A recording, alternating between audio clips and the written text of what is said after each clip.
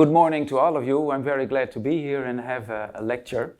I haven't been all over the world, but I've been to Nigeria and to Ivory Coast and Bolivia. That's it, and the rest was Europe. Oh no, and the United States. I have family there. Well, I'm going to talk about indeed the Southwest Delta and the 40 years of experience I have there in working for Rijkswaterstaat. And Rijkswaterstaat manages the highways and the main waters, so the coastal waters, the rivers and the big lakes. Well, and this is the area. It's the end of the rivers in Europe, the Rhine, the Maas and the Schelde. And well, the Dutch have reshaped that whole area for safety and for water management. And by hindsight, you can say, well, we neglected a bit ecology, and we also neglected long-term safety. But I'll come to that. But first, something about myself. I like to tell that because, well, I was born in 1957, that's a long time ago. I studied biology at Wageningen University, and I started then to work with Rijkswaterstaat, and I liked it there very much. I was the first biologist with all civil engineers, so it's a nice period to work with them. And I discovered during my work that my motives, which always gave my energy, was to bring harmony between nature and well, civil engineers, technique, etc. And you can only do that by bringing harmony between people, because I had to work with all those people. Well, it's very good, I think, to discover what you really like or what your motives are, because it helps you decide what to do in life, and it prevents you from getting frustrated or even burned out. I also like philosophy, and I bought a book in 1993 which was called The Logic of Feeling by Arnold Cornelis, and he wrote in it for me that today's technician at that time prepares to be a philosopher in the future, and I think he was very right. We have to reflect on a lot of things before going to work. One philosopher I want to mention, and maybe you've heard of him, is Bruno Latour. He's a Frenchman. And he watched everything, and he thought, well, we are now in a period where nature and culture, there's no difference anymore. We are with so many people, we influence the world so much that nature and culture is one thing now. And nature, he says, starts to strike back. We can see it with climate change and other things. So we have to go to compositionism, as he calls it, together with all knowledge, try to land again on Earth and try to do things the right way. And everybody can do that, so you should never feel yourself as helpless or that you can do nothing, because there's a big network of all people and all things, as he says. And this man, that's the last philosopher I'll mention, I like him too, is Kurt van Mensvoort. He's a Dutch guy, and he has a movement, Next Nature. And what he says is, and it's in the line of Bruno Latour, in fact, that we will co-evolve with technique. Humans are technologically by nature, we always try to make things better or use things, but we have to bring it back within nature. So we have to ecologize everything, otherwise we'll make mistakes. Well, and that's really the most important message from my whole speech. You have to ecologize everything you do on the short and on the long term especially. Well, the reasons why we have to do that's clear too. I suppose you know all these planetary boundaries from the Stockholm Resilience Center, otherwise look them up. They figured out there are a lot of boundaries which we have to stay within, otherwise we'll ruin the planet. And as you see here, it all should be in the green, but 7 of the 9 boundaries are in the red, so there's a lot to do. We are living outside the safe zone. Well, what gives me hope when I think about it is that all religions and spiritual thinking all have the same core actually, and that is that love for each other and all living beings and unity of all together is at the core of all those religions. Well, the one thing is that that love for everything has been changed during decades, I think a century, through well, enlightenment, rationalism, capitalism, colonialism, etc. And money has become the most important thing for a lot of people, and marketing of that whole financial economic system.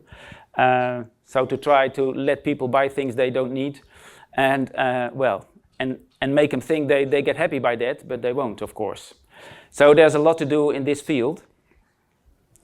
And then I come back to compositionism, when at the core there is love, and with all the knowledge we have, all the data we have, all the people we have on this planet, we can make things better. But we have to work hard on that, because well, it isn't easy. Especially now when, well, truth and authority and trust is not an easy thing today. I just have to mention Mr. Trump, and you know what I mean, and Elon Musk, etc. So there's a lot to do. Well, back to the Southwest Delta, but I would like to, I'd like to tell these things because they motivate me, at least.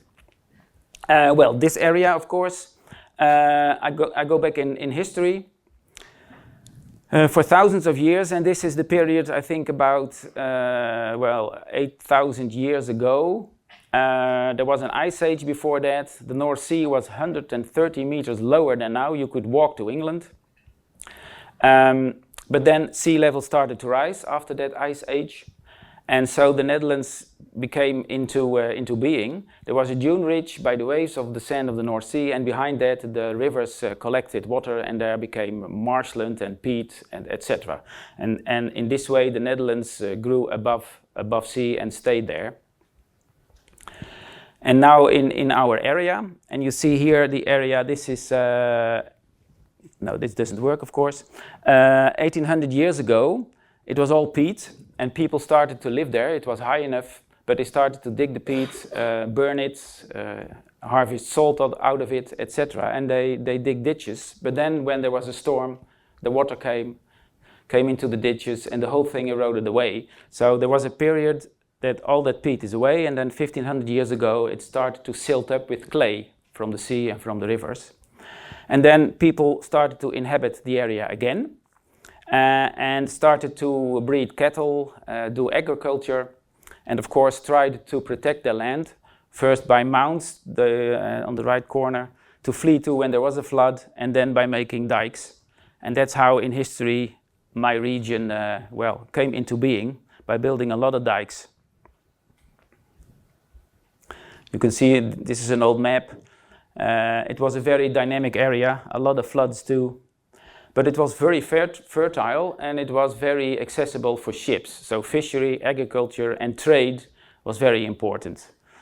And well, at this time colonialism started. We started to well, go everywhere and get stuff and get rich of it. You can see it here too. Very busy region all the time. But as I told you, a lot of floods too. These are all villages, and sometimes a little town, that were flooded and drowned during the centuries. There were many floods, big ones, small ones, and the black dots are well, drowned villages, and the open dots are villages that were deliberately drowned to get rid of enemy soldiers, because it's not good fighting in water.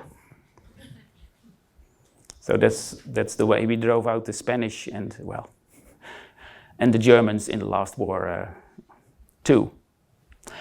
Then now a very important thing. When you make dikes and you reclaim land, you pump out the water because you want dry feed and do agriculture. But what happens then is that the peat will oxidize and the clay will compact. So you subsidize, you go down. And we are doing that now for nearly a century, no, even more, 1,000 years. We started to build dikes at the year 1000, and now it's, well, 2025. So it's a long time we're doing that, and the consequence is that our land is now laying very low. There are parts in the Netherlands which are 6 to 7 meters below sea level. You can't see it because the sea is not next door, but this is the case. So this is the situation now. The blue area is the area which is below sea level or is in the floodplains of rivers. So it is flood prone all. And as we say it, the deficit of sediment, because you can say it's a water problem, but you can also say it's a sediment problem because you're too low. So you see now in this area, we have a total passive sediment deficit, as we call it, of 13 billion cubic meters. And it yearly increases because sea level rises. So 2 millimeters of now 3 millimeters already. Sea goes up and we go down.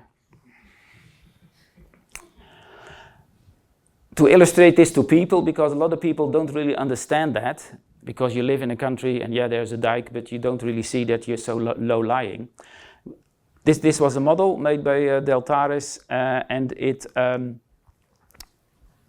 calculates what this area could have been when we wouldn't have built dikes. And then you can see we would have a lot of marshland and above sea level. But we did make dikes and we did pump the water out, so it subsides and compacted. And this is the situation now. As you can see, when we have no dikes, it would be all sea nearly. And there are some high parts at the coast, those are dunes. And the red part on the right is Pleistocene sand area that's just high, 6 meters above sea level.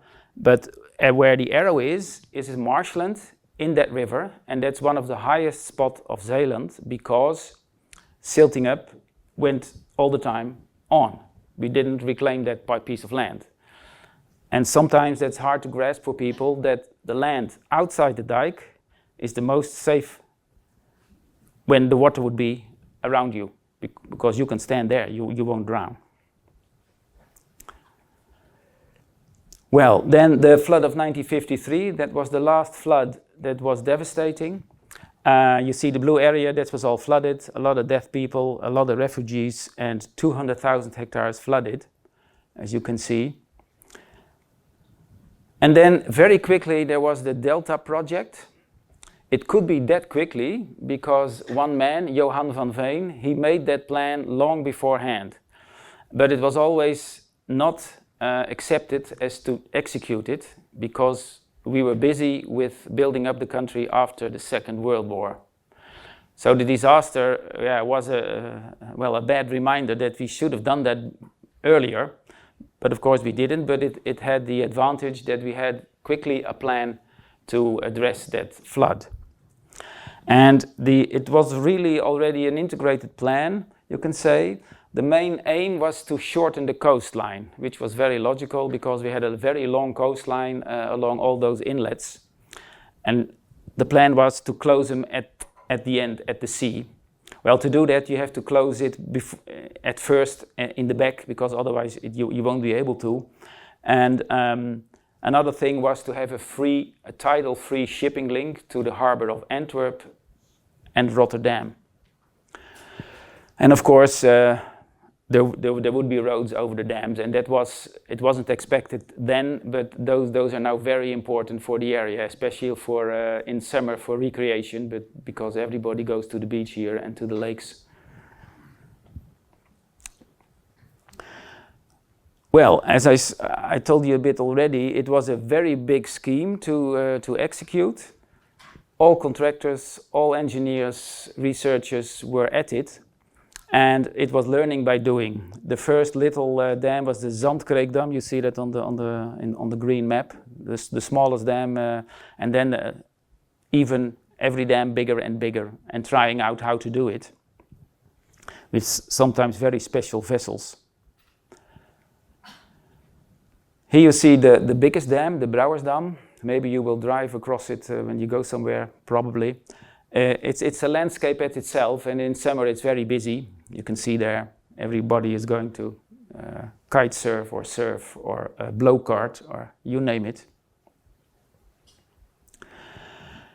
But after two sea arms, two estuary arms were dammed off, there became protests, because people saw that when you dam off an estuary, everything dies, and it starts up being a new equilibrium, but it's not nice to see, and it changes a lot.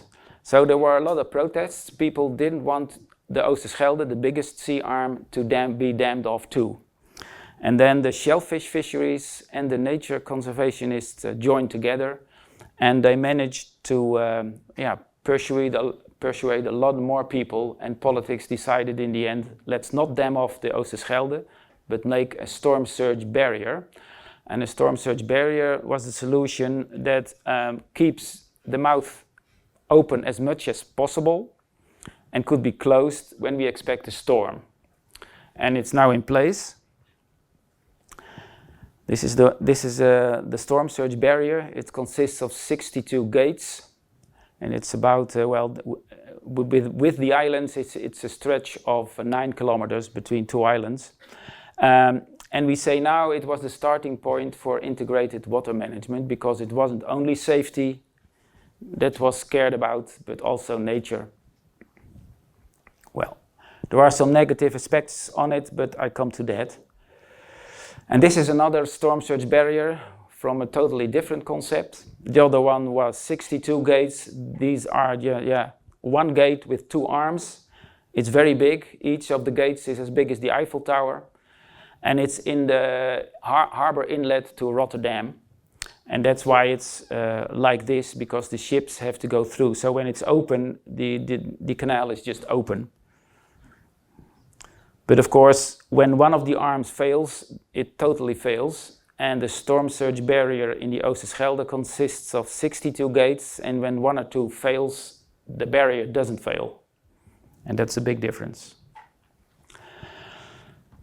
Well, this was a professor in 1955 from Wageningen, and he said already, and he's totally right, of course, and people knew that too, the consequences will be probably much wider than we now can foresee. We should expect some surprises. It's a very big thing what we've done. We've just really cut up the complex estuaries of 3 rivers. Put them into lakes. Well, here's the result. It was like the picture on the left, everywhere intertidal areas and the rivers that went to the area, and it was a very dynamic area, of course. The tidal differences were going from 4 to 3 meters between high and low tide. And now it is in 2000. It was, of course, fixed. It is an outlet for the rivers in the north, the yellow one, Haringvliet, Hollands Diep, and then the rest is lakes, or the Oosterschelde, the blue one, with a diminished tide. And the red one is still an estuary. We couldn't dam it off because the harbor of Antwerp is at the end, and that's Belgium, and we had a treaty with Belgium from 1839, and we can never block shipping to the harbor of Antwerp, so we had to keep it open. So there, all the dikes along the coast were made stronger. So that's a solution too. There, the coastline wasn't shortened, but it just strengthened the dikes. Well, the problem is when you make lakes and get rid of the tide, the erosion gets at one level in a lake. And it's all sandy area, so the coast eroded very quickly. And another thing is that when you bring river water in the green part and make a lake out of it, it gets eutrophicated with a lot of nutrients, and you get green-blue algae. Well, I have some pictures of that. These are the pictures of the erosion. It went very quickly. On top left, that's in the year it was closed, and you can see the sandy shores eroded very quickly, sometimes 50 to 80 meters per year. So we very quickly built foreshore protection dams. Grevelingenmeer, it's a big lake with big stones, and Veersemeer is a small lake with smaller stones. And in the freshwater lake, we started to make a lot of islands too, to make the shallow waters more interesting for water plants and fish to make a better water quality. And we also made some islands for coastal birds because they couldn't breed anymore in those areas because it wasn't dynamic anymore, and they needed bare ground, so sandy and shellfish shells area. Well, and here's some pictures of the blue-green algae in Lake Volkerakzoom on the left. And another problem that what occurred years later in Lake Vere and Lake Grevelinge is that all life in those lakes, when it dies, it goes to the bottom, of course, and the bottom is shaped on an intertidal conditions. So with large water streams going in and out, so deep channels, like 30, 20, sometimes 40 meters deep. But when it is a lake and you have a fixed level, there's no water going back and forth, so everything what dies goes to the bottom and stays there. And it uses all the oxygen there is. So now we have the problem that in those deeper layers, there's no oxygen anymore, and it creeps higher and higher, because the very deep pits which have no oxygen, that's not a big problem, but when it becomes too high and too much, it is of course a problem for your lake. Well, here a bit in summary. When the tidal difference is gone, it's a fixed level, you get accumulation of organic matter in the deeper channels, and your shores erode very quickly. So in the end we concluded we need more water dynamics. We have to refresh that water, and of course we have to protect the shores. And they're now, well, a lot of them are very good protected and very nice for recreational activities, of course. Well, then now the Oosterschelde, where the tide was still there. But the opening of the Oosterschelde by building the storm surge barrier was diminished by 80%. So when it was first 100% open, it's now 20% open, and that's a lot less.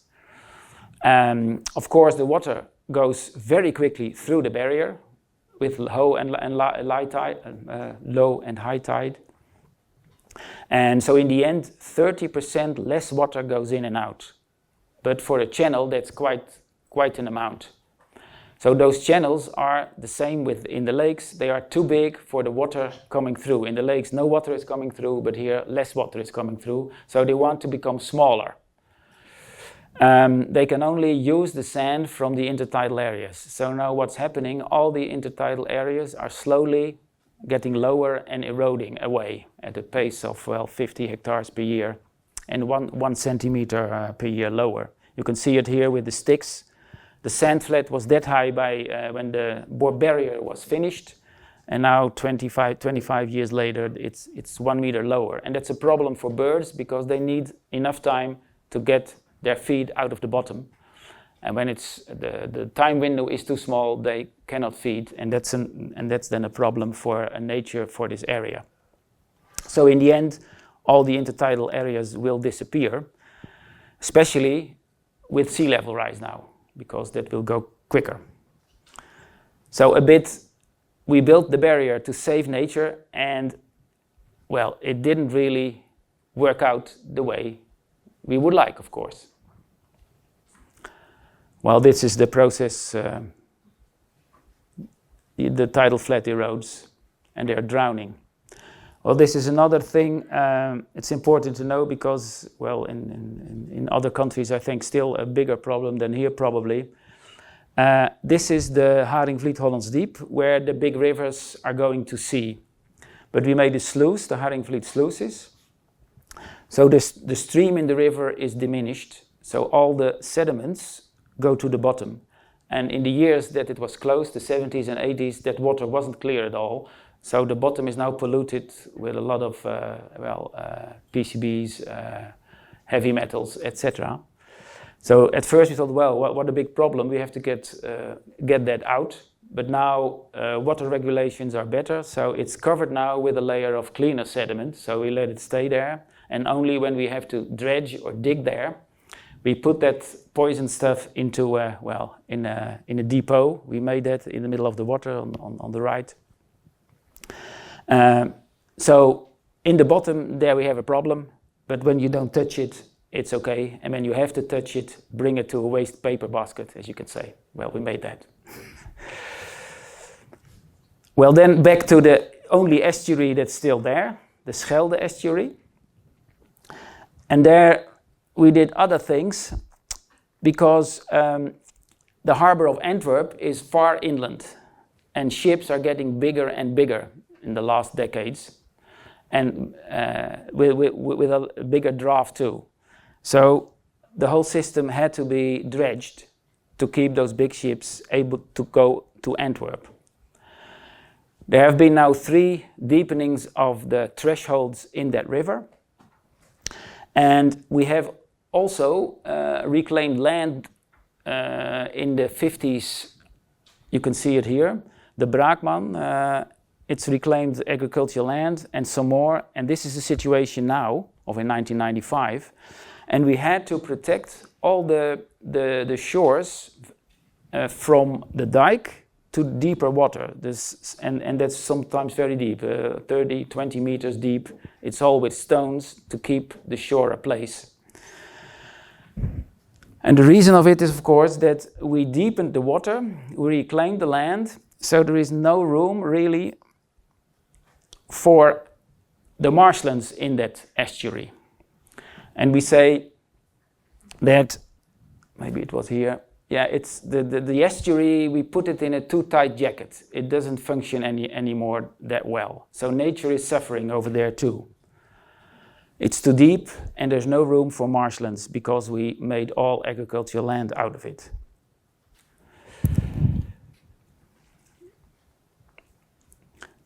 Well, just a little bit back to the area. You can see it here. It's not heavily populated, but around it is, with 2 big harbors, Rotterdam and Antwerp. And it's a very important place because of those harbors, but it's also a very important place for birds and for fish. And the ecological downsides of the whole Delta project are a big challenge to cope with the coming years. And on top of that, of course, is the climate change and sea level rise. So in 2000, we had the conclusions, the Delta is safe for now, but resilience has decreased for ecology and safety. And the challenge, of course, yeah, we try to restore that, and we have to cope with climate change and sea level rise.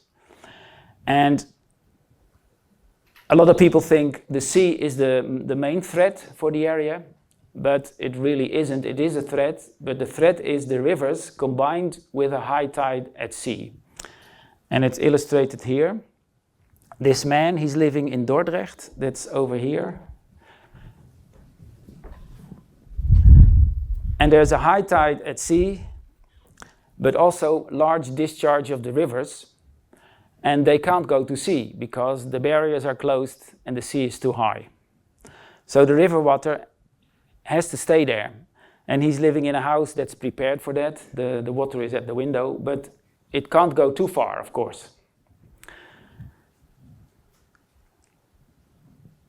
Because of this problem, we prepared at Lake Volkerakzoom, which is at the beginning there, to be able to collect 2 meters, 2 meters more water on top of the level it has now, to put there the river water in as a reservoir, and then hoping that after it's full, the sea is lower again and we can pump the water from the rivers out to sea.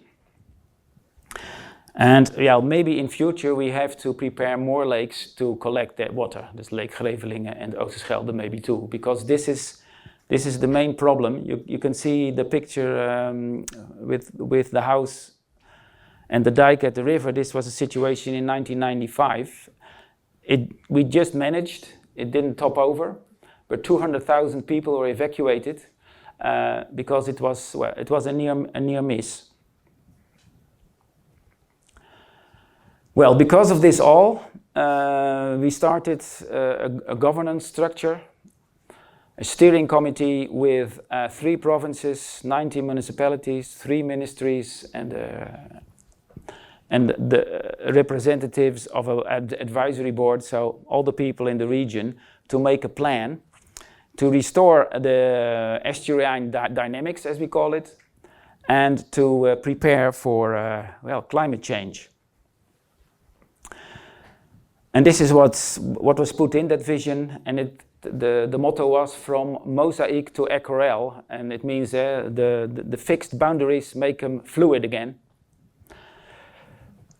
And of course, keeping the basics in order was the most important thing to do, and it should be climate-proof and safe, but it should also be ecologically resilient. And then you can stay economically vigorous, was it called. And we had to do it with all people. Well, it wasn't easy. There was a first program in 2010, and we are, still talking and busy with what to do, because it ain't easy at all. In 2021, I thought it was, the steering committee has another name. It's now the regional consultation for the Southwest Delta, made a new statement. They want to be in 2050 the first delta on the world that has figured out and has started to execute what is necessary to be a vital region in 2100 to live, work and recreate. And they want to go from defending to attacking, from fear for loss toward longing for a new perspective, and from reacting on facts towards getting ahead of the facts. Well, this is, of course, nice talks from a steering committee, and we have to work hard on to realize that, I think. Now I want to tell you something about this model, because I like this very much, because it forces you to think about long and short term. I will explain it a little bit, but I'll give you the lecture and some other information about it. You can look it up later. The underground is very important, of course. And as you can see, in the Netherlands, we totally changed the underground by making dikes, by fixing the rivers, and it has long-term consequences. Like when you reclaim land, you will subside. Your land will go down. And in the beginning, that's not much, but after a century, it can be much. And after a millennium, it's rather very much. So think about that. And of course, the decisions are mostly made in the occupation layer, where people live, where politics are, where cultural things are. And mostly private investments are decisive over there. And the public things, the long term, where the administrative body are responsible for, and of course the politicians, but they're mostly driven by short-term problems, because they have to be elected. So there's a big tension between that. And you can change a housing or a road rather quickly, although when you build a road, it mostly stays there. You never get rid of it. But you cannot change a thing that has evolved in 500 years. You cannot bring it back. We cannot make the Netherlands 4 meters higher again. Then we have to have a lot of lorries and a lot of things. So it's very important to have this in mind. Well, this some more background, because every layer has its guiding principles, functionality, sustainability, etc. Well, you can look it up. Everything is very complex, because you have a natural system, you have a socio-economic system, and you have an institutional system, and all together you have to go to a solution for things. And in the Netherlands, we experience now it's very difficult to come all together and make a plan, especially when it has to change a lot of the country. That it is necessary, I want to stress that, is that the quality of nature and the environment isn't good. We have European rules, and the Natura 2000, that the nature areas in the Netherlands are not going good. They're getting worse every year. And the biological water quality also. And of course it's most of the time by one thing. It's like, how do you say that? Phosphorus and nitrogen, or plastics, or medicine rests, or you name it. So nature is a thing, ecological restoration, and of course then the climate change. Well, I think you know these graphs from the IPCC. We are hoping that we will stay in the blue line. Then sea level rise in 2100 could be 40 or 60 centimeters. But when we look at things, it will be probably more because the 1.5 degree warming up won't be the case. It will be, I think, maybe 3 or even more.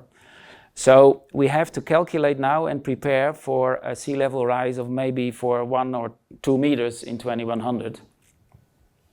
And a sea level rise that will go on. So it could be in 2300, maybe 5 meters. And to illustrate that there is enough ice on Greenland and Antarctic that level will be reached when we don't do anything. When Greenland will melt totally, we'll have 7 meters sea level rise over here, and when Antarctic melts, we'll have 60 meters sea level rise, and then we have to be gone. But it will go slowly, so it may be 10,000 years, and then who knows how the world is. But it illustrates that we have to quickly diminish our CO2 emissions. Well, then what have we done so far? In Lake Vere, the smallest lake, we built in 2004 a culvert, a sluice, to get salt water from the Oosterschelde in the lake to refresh it, to prevent the eutrophication and hypoxia in the deeper layers. It functioned very well, but now we have another problem. It has returned, and we're studying now what to do. Maybe another culvert on the other end. We don't know yet, but it still isn't good. The Haringvloedsluices, there was a problem because most of the time it was closed and the salmon couldn't come in, and the Germans and the Swiss, they made the river well enough for the salmon to spawn, but it couldn't get there because we had the gate closed. So now we decided in 2019, after a big debate, because when you open the gate, salt water comes in, and that's not good for the fresh water for agriculture. And for the industries in Rotterdam, they need fresh water because otherwise the pipes will rust very quickly. So this is still a problem because now we have opened it a bit in 2019, but most of the time it is still closed. And with the rivers running dry in summer with climate change, it will get worse.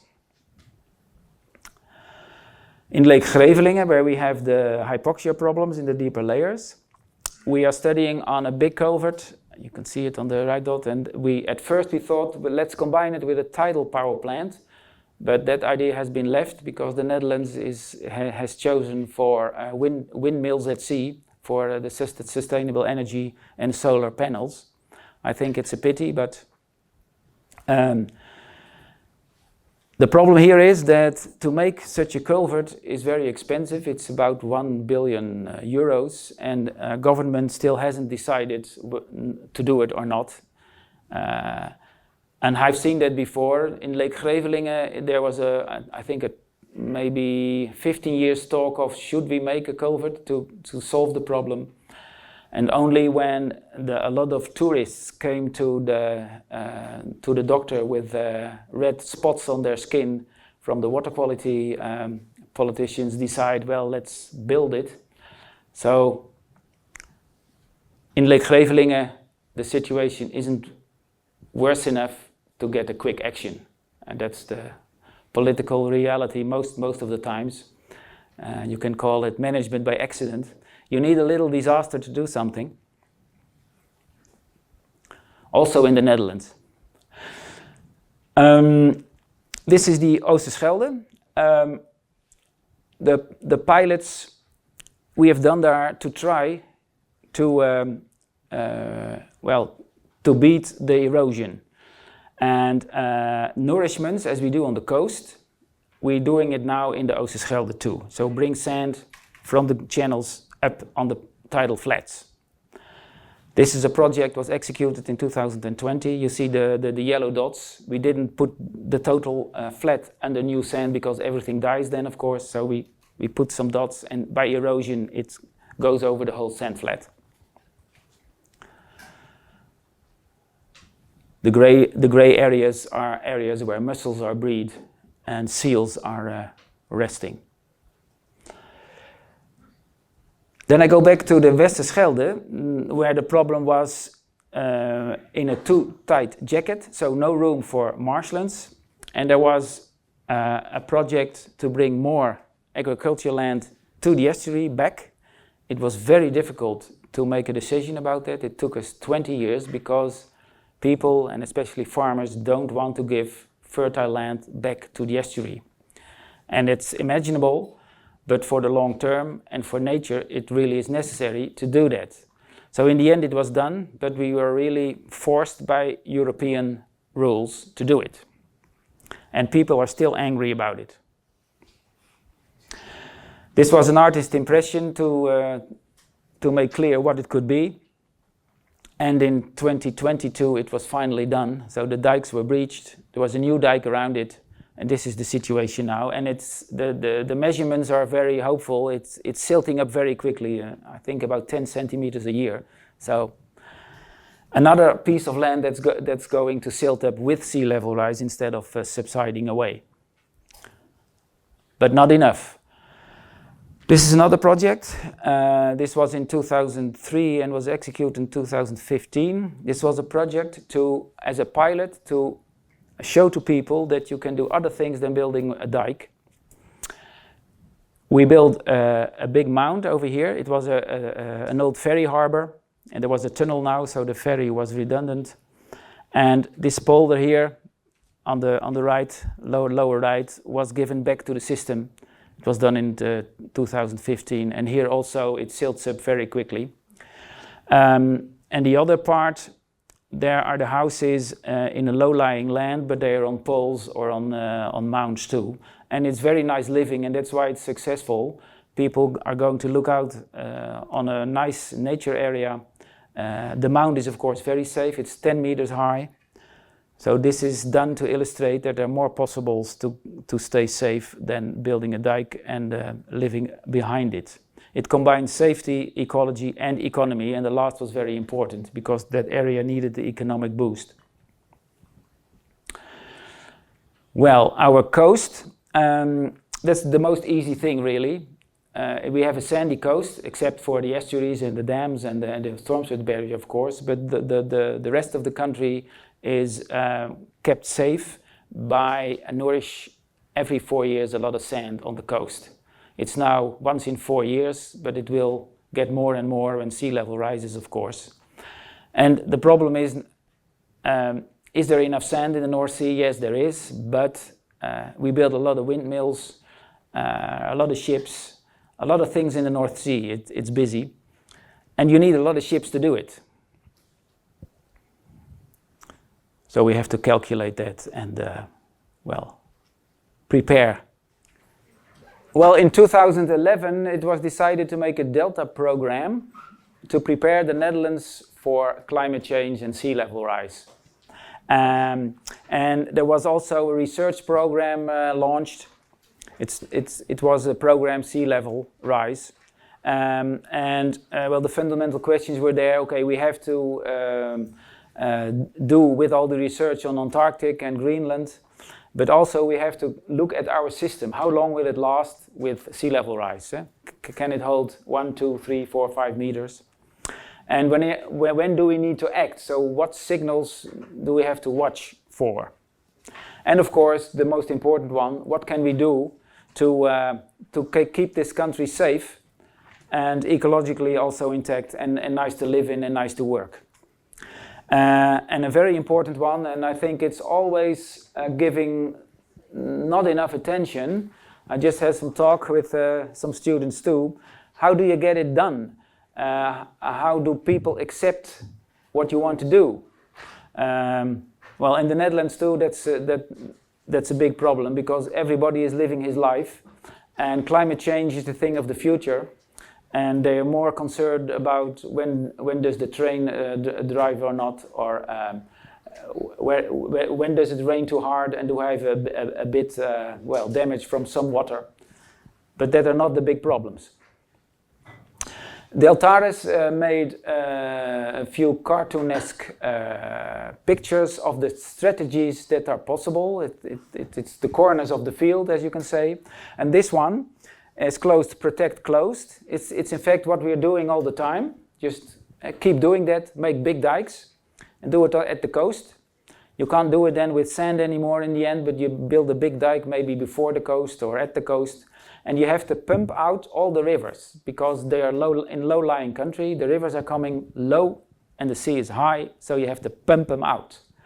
And that's a lot of pumps, and they have to do it all the time. They cannot fail. So I think risky business.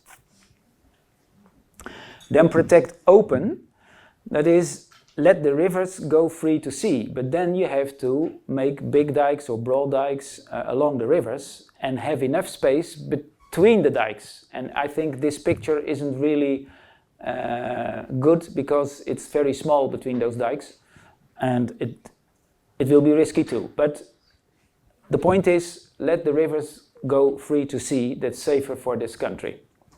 And the rest you have to protect, of course. It's still low-lying land. And psychologically, I don't think people really realize when sea level will rise up to 5 meters, what it will do with you psychologically when you look at a river dike and you know 10 meters above you is streaming a lot of water, and you live below. So, and then this one, advance seaward. Of course, we Dutchmen like that. Just conquer some more land from the sea. But in the end, it's the same thing. You need a lot of pumps. The point is, you make lagoons where you can put the river water in when there's a high discharge, but in the end you have to pump it out, of course. So, the same problem. And then this one, accommodate. Most people don't like it. I like it a bit, because you can go float or just react on nature. It's the safest thing, but you have to do a lot, of course. But you can protect your cities, make ring dikes or whatever. But when you calculate this, it's cheaper to protect it with big dikes, the whole country, than to do this. So there's a problem, of course, then. Well, in the end, I think it will be a complex of all these measures, and it will go slowly. We have a century, the time, maybe 2, to do this all. But I think the pictures were good to do to inform the general public. Well, the first thing we have to do in our region is the storm surge barrier, because this was, of course, an innovative and a very nice thing, but it is not so easy to adjust it. It was built for 40 centimeters sea level rise, 40 centimeters, not that much. At that time it was built very sturdy. We think it can last up to 70 centimeters, but then it will have to be adjusted. So we're now studying on how to do that. And how far can we adjust it? Maybe it can go up to 1 meter, maybe 1.5 meters, but then it won't be functional anymore. So we have to find a new solution. And then again, the question comes, do we shorten the coastline? So make a dam out of it. It's quite easy, I think. Put some stones and sand on top of it and you have a dam. Or make a bridge out of it, stay it open. Then you have to strengthen all the dikes around it. That's possible. We did it in the Westerschelde. Or make a new storm surge barrier before it or after it, behind it, on in front of it, or no, whatever. So this is the most urgent thing we have to do now, and it's the same thing with the Maasland barrier, the one with the big gates as big as the Eiffel Tower, that will be, well, failing, I think, around about 70 centimeters sea level rise. So we have to think about that, how to solve that. Well, of course, a lot of retired engineers and other people who like to make plans are making plans now, sending them to the Delta program, to the government. And this is one of them is the Haagse Zeedijk. It's now called the second coastline. So make a new dike, 25 kilometers out of the coast, with a lagoon to catch the river water and then pump it out, of course. The point is with all these solutions is that it is ecologically not studied yet. And well, I think when you have salt water as part of the sea, you dam it off, you bring in river water, and sometimes there is much river water, sometimes less river water, it will be brackish at some times, there is seepage from the underground, it will be a situation that's not natural, and I think ecologically and water quality there will be a lot of problems. So as a biologist, I think this is not a good thing to do. And of course the pumps. This guy, I like him, he made a plan, well, let's dam off to the next level. We make a dam from France to England and from Scotland to Norway. We can do it. He calculated it can be done. It's not that deep. There's a part through Norway. I think it's some kilometers long, yeah, somewhat, and it's 200 or 300 meters deep. But then there are a lot of mountains and fjords in Norway. Just blow them up, throw them in, and you have a dam. And of course, politically, it's interesting because you need all the countries, including Russia, to do this. So maybe the love for each other will help. But he made this plan because he said, yeah, you shouldn't do this. This is stupid. So let's diminish our CO2 and stop climate change. But some people were enthusiastic about it. We can do it. And it's possible. It's not even that expensive when you calculate per inhabitant of this area. And the advantage is, of course, you don't have to adjust all your harbors, all the area behind it. But imagine you have a North Sea and a Baltic 5, 6, 10 meters lower than the Atlantic. It stops again. No. So, out of fantasy, this is a study was done in 2023 for the river problem. And our region, I think I have to switch. Yes. The problem, high tides, river water, and you can see here, let's fill the delta waters, pump it out to the next, make in the end a lagoon into the sea when it's necessary, pump it out and then pump it out to sea. But I think this has the same problem as the other one, that is ecologically and water quality, it will be very difficult and you need a lot of pumps and they have to function, but because when they fail, it will not work. So you need a lot of energy and it should be there at the right moment. Well, I'm very interested in this study. It will be presented 13th of November, so I don't know yet. But this is an added study because all was technical and they said, well, we have to look at it in an ecological way. So there is a study now on nature-based solutions and it will be presented next week. Well, I hope, and I see on this map, these are sketches, that there will be a natural flow from the rivers to the sea. So the gradients that belong in nature be there. Let the river flow to sea, but then you have to make broad zones around the islands where there's silting up or not, but in wide zones to keep safe. And of course it's possible. And I'd like to mention this map from Tim van Hattem and his team from Wageningen University. He made a map what the Netherlands could look like in 2120. Well, a lot of those ideas are in that plan. And it's based on the natural system as base. Take your natural system as base. So go back to, well, how the Netherlands was in the past and try to, well, reform the whole country back to natural based things. And it needs a lot of space, so we have to move a lot of people, and there you go in your governance. Do people want that? And my hope is that we will be able to start it and not start with it after a disaster, because then people will see it's necessary to do it. But we have to do it beforehand, and not as we did in 1953, we did it too late. Well, here's a picture of how you can make a broad zone that silts up. It's in my province a big issue.